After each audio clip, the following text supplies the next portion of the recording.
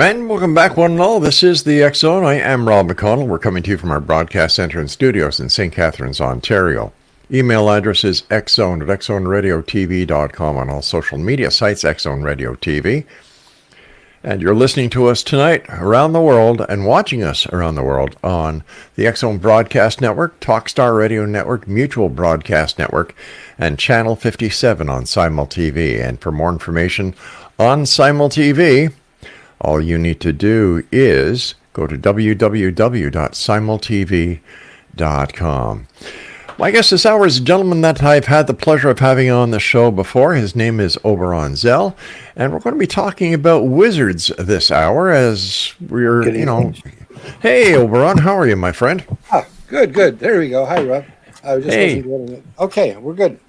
We're good. Okay, I was just introducing you to the X Zone Nation, so why don't you tell us a little bit about yourself for the people who haven't had the opportunity of hearing all about you before? Well, that's a toughie to summarize briefly. I'm a wizard. I've been around a lot. I've done a lot of things. Hard to know where to start. I have a school, Great School of Wizardry. I've written a number of books. I founded the entire pagan movement, really, and several other things as well. Used to raise unicorns back in the day. Well, hold on here. You used to raise unicorns? Yes, I did. You're kidding? No, I'm amazed the world has forgotten. It was such a huge thing in the time. Back in the 80s, it was like the biggest news thing ever. It was in every paper and magazine and books and TV shows and everything all over the place.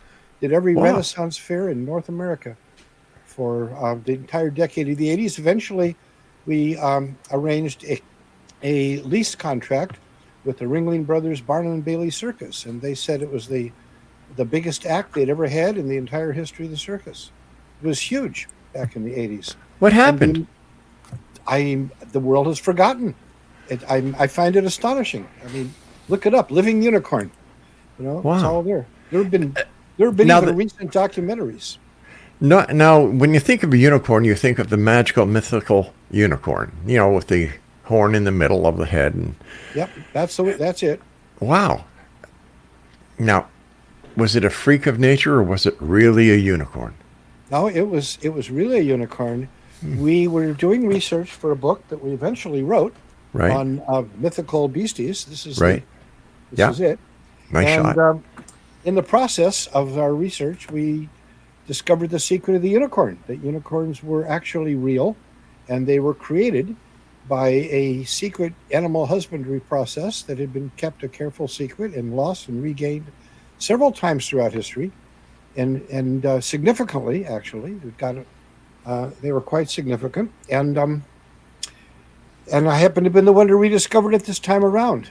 Fascinating. And we brought them back to the world. But they were just like in the pictures, exactly like in the pictures. Cloven hooves, long flowing white manes, golden horns sticking out of the center of their forehead, the whole bit. Fascinating. Truly fascinating. Why did you become a wizard? Well, I kind of grew into it, I started off as a kid reading children's versions of the Greek myths, and that hooked me on mythology and myths and legends and fantasies and science fiction, and I just kept going and all that. And eventually, being a wizard is not usually the sort of thing that you decide to do or you claim yourself. It's something that people call you at some point in your life. And when we started going out into the world in the early 80s with the unicorns, going to Renaissance festivals, well, you have to have a costume and a persona to do the Renaissance fair. So what would be the appropriate costume and persona for somebody with a unicorn? A wizard. Exactly. It was inevitable. And from then on, that just kept going. And that was 40-some years ago, so here I am. Tell me about your school. Well, it's called the Great School of Wizardry, and it is the foremost academy of arcana in the world. I'm very proud of it. I founded it in 2004. As a result of my very first book, the Grimoire for the Apprentice Wizard, that I wrote. It was just I was 60 years old, and so somebody told me I should write a book, and so that's the one I wrote. It became an instant bestseller, And I realized it was kind of a textbook for a school that didn't exist. But I was sort of inspired by the Harry Potter popularity. I said, well, maybe the world's ready for real wizardry. I mean, surely of the millions of people who are fascinated by this, some of them are going to be looking for the real thing. So I figured, well, then we should do that. So I wrote the book and then founded the school, and it's been going great ever since. So what do your apprentice wizards learn in your school? Well, there's 16 different departments, each color-coded, and they cover all kinds of aspects of arcane lore. Wizardry is wisdom, really, is what it means, and wizards are wise ones. And so what we teach is the wisdom of the ages, lost lore, secrets, mysteries. The departments include things like healing and natural science and divination, alchemy, herbalism, wart cunning, as we call it, math magics, beast mastery, cosmology, lore, even dark arts is even a department. There's 16 departments, and they're very comprehensive. And how long does it take for someone to become a wizard? Well, the apprentice program that we have is 7 levels, and they're designed to be the equivalent of a year of study in a normal kind of a setting. So, you earn credits that are pretty much the equivalent work you'd be putting into earning credits in university. And when you complete the course of the right number of credits, the equivalent of 7 levels or 7 years worth of stuff, then you graduate. Well, you have to do special final things, of course, but then you graduate with a certificate of journeyman, a journeyman wizard. And from there on, if you want to continue, you can continue developing your studies as a journeyman. And eventually you may become a master, and you may even decide to come and teach at the Gray School, because many of our faculty were former students. How many members of the faculty are there? Well, right now we have about 20 faculty members, and Wow. We've had quite a turnover over the years. A few have been here the whole time. Some are new. Some of them we've had are gone. So it's a continual cycling of faculty. But they're awesome. I'm very proud of our faculty. I'm very proud of our apprentices, for that matter. What effect of Hollywood has the movies such as Wizard of Oz had on the world of wizardry? Well, I think the most significant effect is they've established a basic mythos of wizards as being the good guys. Wizards are the wise old mentors that guide and mentor the young heroes in the stories. That's usually their job, whether it's Merlin with Arthur or Obi-Wan Kenobi and Luke Skywalker or whatever. That's usually the wizard's main job. Gandalf with Frodo and stuff. Yeah. That's their job, and it's an always benevolent, friendly one. Those who get a little bit too uppity, shall we say, in themselves and decide that they're smart so they should rule the world, we call them sorcerers, because they're all about the power and not about the wisdom. And true wizardry and wisdom is all about service. That's what it's at. We exist to serve. Many of the kings and rulers, and all the way back to the pharaohs of ancient Egypt, were guided by their court wizards or viziers or astrologers, or whatever they called themselves. Sure. And of course, everybody knows about King Arthur and Merlin. Precisely. Yeah. Classic.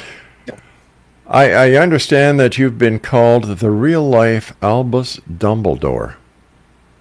I have. That's what was attached to me by one of the reviewers of my first book. And it's actually, I suppose, quite appropriate, since I am the headmaster of a real live school of wizardry. So I am actually planning on passing that mantle on, and I'm getting ready to retire from my position as headmaster and pass the torch to my apprentice and protege, who will take over the role from there and carry it forward. And his name is Nicholas Kingsley, and he's the provost of the school currently. And I've been working with him and training him and developing for about 5 years, and I'm very proud of him. I'll still be around. I'm not going away. I will continue to be the mentor and continue to be on the board and of directors and continue to teach, of course. But I'm passing that on.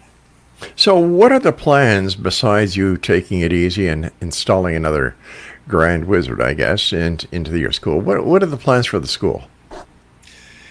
Well, to keep growing and expanding, we've recently established a physical headquarters in Whitehall, New York, and we are looking on expanding and developing that as we go. We've added a Second Life campus a number of years ago. We want to continue developing more platforms, do more video stuff, have more accessibility. We already have a global students all over the world, especially in China. We have quite a few in China, interestingly Really? enough. Well, we had a TV company from China come and did a story on us, and it went over very big in China. So we got a lot of students from there. And the plans are just to continue growing and developing our physical campus and making it better and training more wizards and putting wizards out in the world. You know, we figure the world needs a bit of wisdom in these times. It needs a lot of wisdom these Right. times, my friend. That's right. I understand that you are a founder of modern paganism. How did Yes. that happen? How did that happen? Well, that is an interesting story. Back in, I grew up in the 50s, high school in the 50s. It was just like in the movies and the TV shows. It was Pleasantville. I grew up in Pleasantville, just like that movie. And but my mentor throughout that period was a science fiction writer named Robert Heinlein, who Oh, wrote a sure. series. You know him. Yeah. He wrote a series of juveniles during that period, which were sort of the Harry Potter novels of our day. You know, they had young protagonists, and they were older each year, and a new one came out every year. There were 12 of them altogether, and that carried me through high school. And when I went off to college in 1961, the next book on the list was one called Stranger in a Strange Land. I don't know if you're familiar with it, but you should. No, I'm be. not. It's quite something. It's Really? quite radical. It's it just broke all the mold. It just transformed the whole world of science fiction, and it shaped the culture of the 60s in a profound way. It's been given incredible acknowledgement for that. All right, I've got to take a break here. I don't mean to cut you off, but I'm getting the signal from Craig and Master Control that I do have to take this break. Oberon, always great seeing you. Thanks for You too, joining Rob. us tonight. And Exonation, if you'd like to find out more about our guest this hour, or maybe you'd like to become a wizard, just visit www.oberonsell.com, and we'll both be back on the other side of this break. Don't go away. Welcome back, everyone. Oberon Zell is our special guest, oberonsell.com. And before we went to the break, we were talking about what it was like growing up in the 50s. Well, I was just getting to the point in the early 50s of finishing elementary school before I got to high school. But times were so different back then. You know, They were indeed. my God, the world is going to hell in a handbasket sometimes. So I'm really glad that you're putting out more wizards out there to help us cope with this one giant-sized mess. Let me ask you something as a wizard here. We have guests on the show who talk about UFOs, who talk about Bigfoot, who talk about ghosts. And as a wizard, how do you see these topics fitting into a world of reality? Well, I'm really fascinated by all that stuff. Of course, I always have been, and you know, reality is not that hard. Cut and dried. I mean, after all, I did raise unicorns. You know, That's true. That's true. That was pretty unusual. Yeah, and yes, but the difference between this is that you have the proof that you raised unicorns.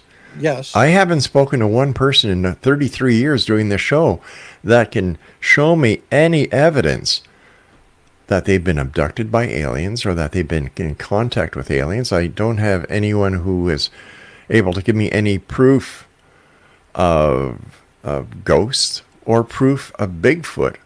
Or I'm talking to Zell Oberon Zell today, who can show me and has shown the world that unicorns are real. that's true. But I can't offer you any of that other stuff. I've never been abducted by a UFO, although I used to, when I was a kid, I used to go out in the backyard with a flashlight and try to signal them to come and get me.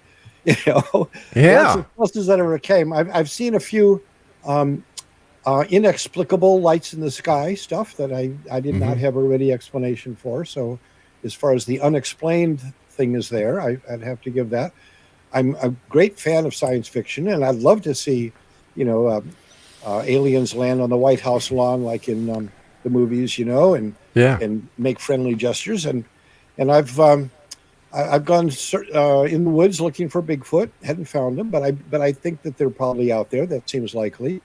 I did go on a diving expedition in search of mermaids to New Guinea. That was interesting, and we did find them, but they were not what everybody expected them to be. They actually were a known creature, Indo-Pacific dugongs, but they were the basis of the legend, and we did solve that, and we solved that mystery. But you'd asked earlier about how I got into the pagan community thing. And if you like, I'll finish that off. Oh, please. I'm sorry. I was just thinking about these questions when we were on break, and I figured better ask them before I forget.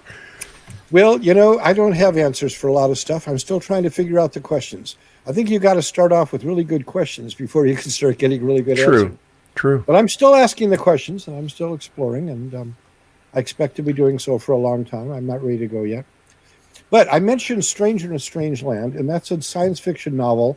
And the basic thesis of it is that the first Martian expedition crashes and everybody's killed. But there was a child that was born on the trip, and he is found and raised by this ancient indigenous Martian race that lives under the ground that nobody knows about.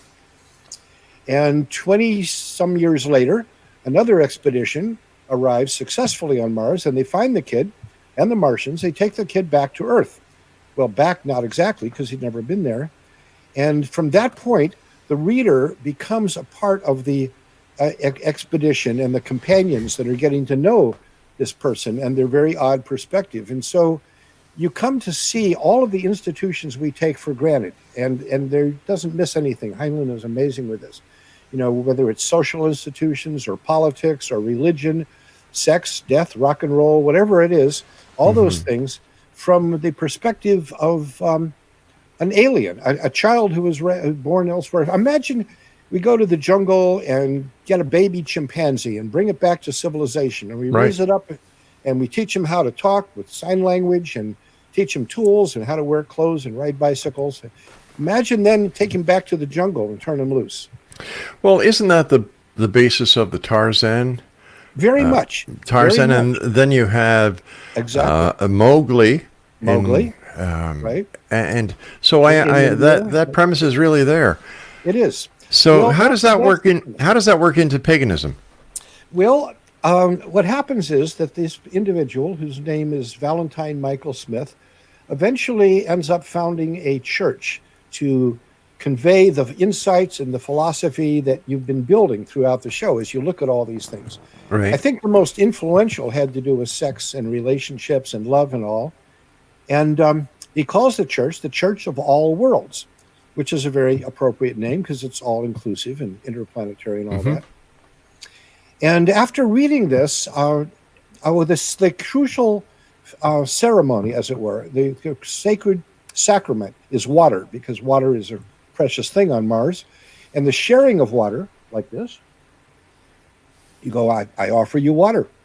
May you never thirst. And that becomes the essential ceremony of bonding with someone. It's like being blood brothers in the Native American tradition. Right. You become water brothers. Or I guess in Christianity, it's the communion. Well, it is the sharing of the wine. Right, but that's not usually a one-on-one thing. That's usually in the community. Yeah, and the true. water sharing initially is a one-on-one. You find somebody, you develop a really close relationship, and you bond. It's like a marriage almost. Right. So my very first friend in college, the first person I found who seemed to be of the same species as I was, another changeling child, Lance Christie, we both read the book, and on April 7th of 1962, exactly 60 years ago, we shared water, and we pledged ourselves to dedicate towards living a life based on these kind of principles and changing the world.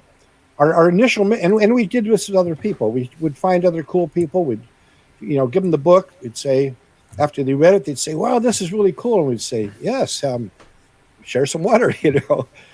By the time we graduated, we had about 100 water brothers in our little group, and we decided that we should actually take this and go public as the Church of All Worlds, which we then did. And the very first time I did appear in public as the Church of All Worlds, somebody in the group asked me, in the audience, said, so what kind of a church is this? Because back in 1967, this is when this was, there was all kinds of funny religions popping out of the woodwork. I mean, there were Moonies and Krishna people and, well, you know, Scientologists and all kinds of them. And it was a very fertile time for that, the 60s. That's another thing I should get off on is the 60-year cycle, but that's slightly different. Anyway, somebody asked, what kind of a church is this? And the only thing that occurred to me growing up with mythology and anthropology and all of that was they said, well, I guess you could say we're pagans. And nobody had ever said that before. Pagans had always been somebody else. Those pagans over there, you know, we got to send the missionaries out there to convert the pagans, that kind of stuff. But nobody had ever claimed to be pagan. Mm-hmm. And I did. And I started, talking it up. And other people said, yeah, that's what I am too, because there were lots of people who were not entirely satisfied with whatever they grew up in their family. And then I would hear about other groups somewhere that were mostly on college campuses that were starting up. You know, a group of Druids over somewhere, a bunch of people doing Greek stuff or Egyptian or Celtic stuff. And I would hear about them and I'd contact them. By that time, I was publishing a little newsletter called Green Egg. And so I'd send it to them and said, you guys seem like pagans. We're pagans. Let's all be pagans together, la-di-da. And they'd go, yeah, pagans. That's what we are. And it became a movement. You know, Benjamin Franklin was once asked what his greatest invention was. And he said, Americans, because he was the guy who coined the term American and persuaded people to adopt it. Because up to that time, there was nothing that unified the people of this country. There were Virginians and there were New Yorkers and there were different religious groups and all kinds of different, but there was nothing that united everybody. And he promoted through his publication the idea of Americans. We're all Americans. And that made possible the American Revolution, because once you had a term that included everybody, you could start being a part of that. And that's what pagan did. It became a movement, a community of which is now been recognized as the second largest faith group in America, with somewhere in the neighborhood of an estimated 5 million people in America. Wow. And growing really fast throughout the rest of the world, especially in the English-speaking countries. But it's beginning to pick up in other places too, as indigenous cultures have decided that they want to reclaim their heritage, you know, pre-Christian heritage and stuff, because paganism is the old religion. It's the pre-Christian, pre-Islamic, pre-Buddhist. You know, it's what people were doing back in the days before somebody came along with the word of the prophet, you know. So that's how it began. Son of a gun, you've got quite a following. Yeah, well, we're not exactly much into being followers, but we do have a lot of people who identify as pagans, quite a few. Who's the goddess, and why is she important? Ah, the goddess, yes. Well, that's Mother Earth, really, is what we talk about. We talk about the goddess. Gaia, like the figure behind me over here, is the most popular representation of her, the ancient Greek name for the mother goddess, for Mother Earth. That concept has come into popularity in the last, last 50 years, really, I guess it's been. Wow. It's become a scientific concept, the Gaia hypothesis and stuff. Right. But I was actually the first one to initiate this idea and to write about it and publish it several years before James Lovelock, who also picked up on it and made it really popular and spread it widely. A wonderful person, James. He just recently died at the age of 103 on his birthday, on his 103rd birthday. Pretty impressive. So we corresponded for years. We were friends. And he was the big scientific name of all this. But I wrote many, many articles. I've written books on the subject. My recent book is called Gaia Genesis, Conception and Birth of the Living Earth. Because the premise is that the entire biosphere of Earth is one single vast living organism. And I know that sounds radical, but consider evolution as embryology on a planetary scale. And it's literally true. We all share the same DNA, the same protoplasm that goes back to the Cambrian explosion 500 million years ago. We've been, and we're diversified just like the cells in our body are diversified. But in the greater body of the planetary biosphere, we are cells in that body, just as the cells within us are. And that leads to the implication that, well, a living being inevitably has consciousness, sentience, awakening. So we consider this a process of awakening as well, a new level of consciousness emerging on a global scale, which I think is something that you and your viewers would appreciate. We do. And could I use this analogy that the snake is shedding its skin? Ah, it's a good one. One that I like to use, and that's excellent. There are many. One of my favorites is the chrysalis. You know what happens inside a chrysalis when a caterpillar wraps a chrysalis around itself? It becomes a butterfly. No, it doesn't. It doesn't. dissolves. It dissolves into a pool of goo. Inside the chrysalis is nothing but goo, and that goo restructures and reorganizes itself into a completely new creature from what are called imaginal cells. Interestingly named for it. But the butterfly that emerges is not just a caterpillar that's grown legs and wings. It's a completely different creature altogether. And I think that's a good analogy for cultural and social transformation as well. You know, if the system has to break down and then reconstitute something new. A new beginning. A new beginning. An awakening. OBERON, stand by, good sir. We'll take a break. We'll be right back. And Exo Nation, if you'd like to find out more about my guest this hour, or maybe you'd like to become a wizard.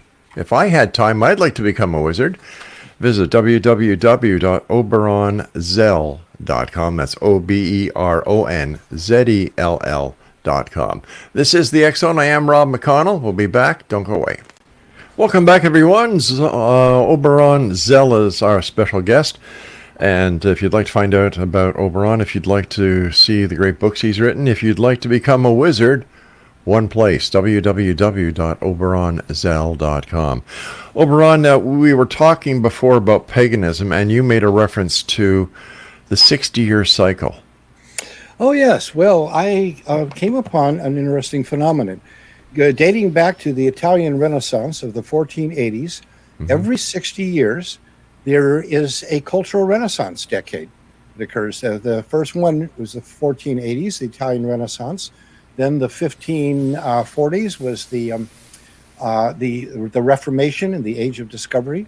Then the 1600s was the Golden Age, the English Renaissance. 1660s was the Scientific Revolution. The 1720s was the Great Enlightenment. The 1720s, the 1780s was, of course, the Age of Reason, the French and American Revolutions. The 1840s was the Transcendentalist Awakening, very big thing. The turn of the century of 1900 was the Golden Dawn, beginning of the dawn of magicians, Age of Magic. And, of course, the 1960s, the New Age, the Psychedelic Revolution. And now we are in another one, the newest one, the 2020s, and it's already been given a name that I predicted actually 20 years ago. The Awakening is this particular time. But each of these cycles has come around, and all kinds of movements originate during these times. Like in the 60s, we had every movement, social rights and in civil rights and feminism and ecology and paganism and all kinds of things. And these movements become transformative, and they shape the coming years. And the people who are young, who grow up, come of age in these cycles. 60 years later, they become the old wise ones, the wizards and wise women who are there to mentor the next generation of young heroes, just like in the stories. It's been going on for a while. Is paganism ever mixed up with Wicca? Well, they're very much related. Wicca is Wicca is a branch of paganism, just like Christianity is an umbrella term that encompasses Catholics and Mormons and Baptists and everybody. Well, paganism is an umbrella concept that encompasses all the different ethnic traditions and tribal traditions and classical as well, classical ancient Greek and Roman, Egyptian stuff. And it also includes witchcraft, Wicca, which is the shamanism of pagan cultures. Every little village in ancient times, in pagan times, had the village witch, just like you'd have the village blacksmith and the village harness maker. And that's why it's called a craft. This was a craft. And so the witches were the village shaman. That's just the European British name for them. And there's shamans in every village, in every culture, what are called the medicine people or whatever they are. and that's what the witches were. And today, a new emergence of witchcraft has come about and has kind of morphed into a religious movement, specifically started in Britain, to be able to find a way to get past the laws, the anti-witchcraft laws that had people being burned at the stake for centuries. And by declaring it as a religion, they were able to be afforded some legal protection, which then grew. And so now witchcraft is a very significant religious movement within the larger context of paganism. So witches are pagans, but all pagans are not witches. Pagans can be all kinds of things. As I see it, the old religions like Christianity are losing ground because there's no change. They don't grow with the ages, whereas paganism certainly does, and it recognizes a global awakening instead of a secular awakening. So Right. these are really exciting times, and more They people, are. like you said earlier, are leaving the established religions and other religious philosophies and going to paganism. Well, the key is to presenting alternatives, like this show does. You present to people that there are more than one perspective. There's other things to consider, other alternatives, and many of them will just find that to be amusing or curious or not be interested at all. But some will say, I want to go further into that. That sounds very interesting. Yeah, Here, let me show you something just briefly. We were talking please a little do. earlier about. Yeah. But Oh, there's your unicorn. Yep, here's the unicorn as the circus poster. Wow. Yeah. Thought you'd like to just see that. So just, Thank yeah, you. Thank it you really for was a sharing real that. thing. It was a real thing. So now I can tell my family and friends that I spoke to a man who actually raised a real life unicorn. That's right. And Wow. and again, you can look it up. Just go living unicorn, and you'll find all kinds of stuff. There Your was word is even good. Your word is good for me, my friend. there was an even episode of the Mysteries of the Museum devoted to that, which was pretty cool.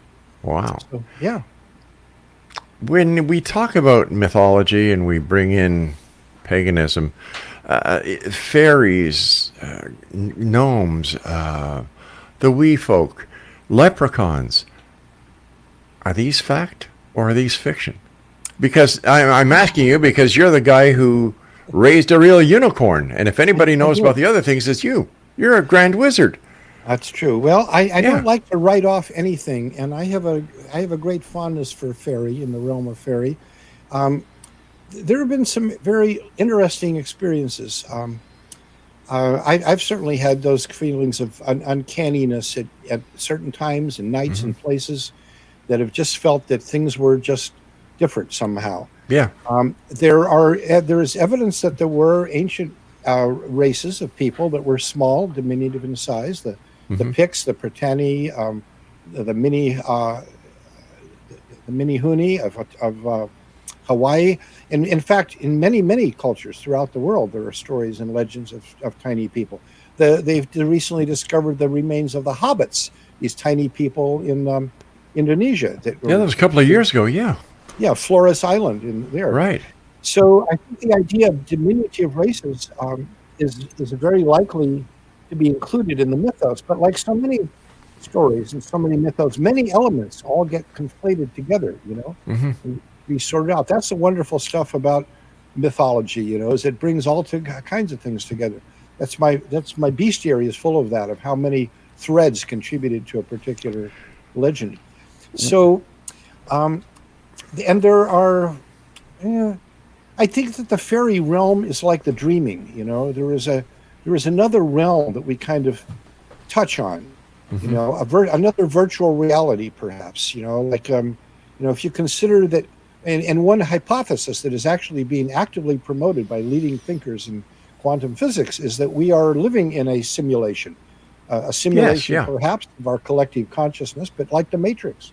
Yeah. And so if you can imagine that, like Second Life is one of these that we've created, and there are many different worlds within it, an infinite number of worlds within that. And perhaps there are an infinite number of worlds of consciousness that may be inhabited. This one, the dreaming, the afterlives of many cultures. I don't dismiss any of these because, when you're experiencing them, when you're in the dreaming, or when you're, Yeah. it seems absolutely real. So, I think fairy is one of those. I think fairy is one of the parallel matrices, perhaps. But hey, I'm just guessing here. You're a wizard. You know these things. Well, Listen, hopefully. What happens in paganism when a person dies? Catholicism, Christianity is heaven, and if you've been bad, you go to hell. Personally, I think hell is here on earth while we're living. But what happens? What is the belief or the spiritual aspect of paganism upon death? Well, that is a very good question, actually. We're not very big on beliefs, and we don't really put that much attention into afterlife. We're more concerned with afterbirth, Right.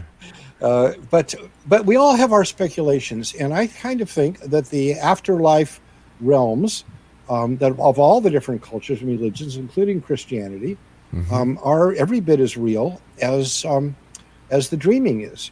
And that when you die, I expect you probably end up with whatever you think you're going to end up with. That's your belief. And I think it governs and shapes there. And now, if you're going to some kind of, if you are part of a community that's just built up a really strong reality, like Valhalla or the Greek afterlife or the Egyptian afterlife, that's elaborately detailed with maps and geography and expectations, I have no doubt that that's where you go, That's where you end up. If you don't have any confirmed beliefs, I don't know, maybe you just float around like a ghost or something. But I don't think, whatever I think about this, I do not believe that we just end. That there's no basis for that. Agree. Every culture in the world has had a fundamental understanding that life goes on past the moment of the physical death. And that's too universal just to be off the wall. We even have evidence that ancient people, Neanderthals, had it because they buried their dead in particularly interesting ways, implying that they wouldn't just throw them in the garbage heap, like they do with the animals. Sure. So that's my own thought. I think we basically get whatever we believe we're going to get. I find it ironic that the moment we are conceived is the moment we start to die. Well, that's true. That's true. The battle between anabolism and catabolism, and the one is growth going, and eventually it's taken over by the other side. Entropy versus negative entropy. But that's what life is. Life is anti-entropy. It's the antithesis of entropy, and all of that, love and consciousness and life and so much things that we bring to it. That's great stuff. Stand by, old friend. We have to take our final break. In Exo Nation, if you'd like to find out more about Oberon, if you'd like to become a wizard, he's the man to see. OBERONZELL.com, and we'll be back as we wrap up this hour here in the X Zone from our broadcast center and studios in St. Catharines, Ontario. In the next hour, Mark Muncy is going to be talking to us about Erie, Florida. All this and more. We still have a lot to come. Don't go away. Oberon Zell is my guest, OBERONZELL.com, and I'm going to call you from now on the Unicorn Man. As you wish. First of all, thanks very much for joining us. It's always a great pleasure talking to you. When it comes to myths and legends, where do you see the fabled land of Atlantis?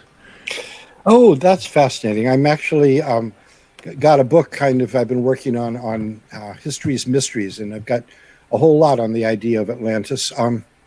There's a lot to it, It's pretty much every time people discover the remains of some sunken city or underwater ruin somewhere, they say, oh, this is Atlantis. So it's become quite a comprehensive concept. And we have to remember that during the last ice age, sea levels were 400 feet lower than they are today. And the entire continental shelves were beautiful, fertile, and habitable land.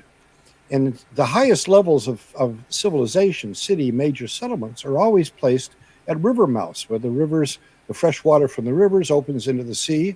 And all of those areas are now under 400 feet of water and accumulated silt that would have been developed and inhabited during the Ice Age. So we don't really know that, but we do have many myths that come down, as well as archaeological evidence that the sea levels have risen, and there's a lot of stuff that was submerged, and we're always discovering new ones. But I don't think that's really the basis of the Atlantis legend. I think that the Atlantis legend can be much more specific that, because Plato described Atlantis as a civilization more or less Bronze Age level that interacted with Egypt and Greece and such like that, and then was destroyed in a single night and day with a great destruction that sank beneath the waves, and the oceans were untravelable and so on. And there is of something that very precisely fits that description and the dating. The thing is, when Plato transcribed the account of his uncle Solon, who had been to Egypt and gotten the story from them, he transcribed the Egyptian notations for dates and time. Well, the numerical factors are tricky because those people did not have a zero, so it's pretty hard to know how many they're talking about. 100, 1,000, a million. These numbers, you had to almost figure out what they meant. And if you just move the decimal point 1 point, so instead of saying that Atlantis went down 9,000 years before his time, which is what he said, and then move it up 1 decimal point to be 900 years, you precisely match the eruption of the greatest volcanic eruption in recorded history, that of Thera in the Aegean Sea. And Thera, the island of Thera, was an island just north of Crete. The remains of it are still there, but now it's just a circle around around a harbor, basically, because it's been blown away. There's a little cone in the middle. But at one time, it was a conical volcanic island, and there were 4 volcanoes in the ancient world whose plumes of smoke were considered to be the pillars that supported the heavens. And these were Vesuvius and Etna in Italy, and they were Methana and, Atlantis. The word means land of the pillar, was the other one north of Crete. And that's what it's called. It's land of the pillar is the old name for it, but it also means the prettiest one, because it was called Callisti, which means the prettiest one in Greek.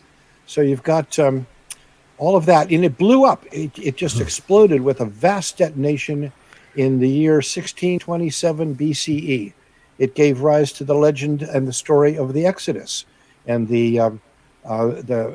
all of it, all the elements and descriptions of the Exodus were all descriptions of this. It gave rise to the tsunami described in the Greek legends as the flood of Deucalion and Pyrrha that flooded all of Greece with a huge tsunami. It's what gave the tsunami that allowed the escaping Israelites to cross the Dead Sea. The water was all sucked out, and then it all came rushing back again. That is a clear description of tsunami. And all the details are an account of this. And this ended the Bronze Age. The event was so catastrophic, it ended the Middle Kingdom of Egypt. It ended the Bronze Age of Greece and everywhere. It was total destruction. And after that began the Age of Iron, because simultaneously, at the same time, there was a huge meteoric strike of nickel-iron meteorites in the whole area around the Black Sea. And the first iron weapons that were mass-produced came from those iron meteorites. And they can be graded. I mean, they're in museums.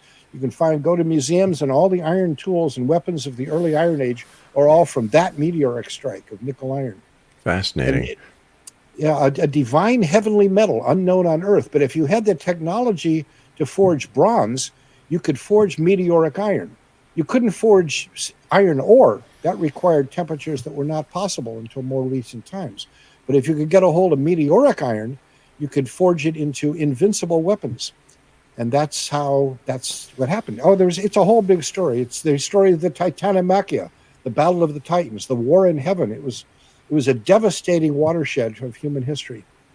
Fascinating. Oberon, that time has come when you and I must say so long. But before we do, what are your final thoughts? What would you like to share tonight with the X-Zone Nation?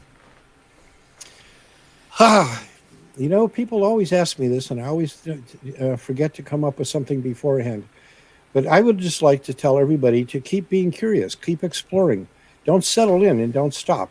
And seek to understand the questions, and maybe then the answers will become apparent. But don't just take somebody else's word for it. Explore from yourself. Do your own research, your own explorations. The world is fascinating and full of wonder out there waiting for you to discover it. To thine own self be true. Indeed. Oberon, right. Okay. Take care of yourself. Rob. Looking forward to the next time you and I meet here tonight. Always love to talk to you, Rob. Take care. Take care of yourself, and thanks again, Unicorn Man. Good night, Oberon. Good night, Rob.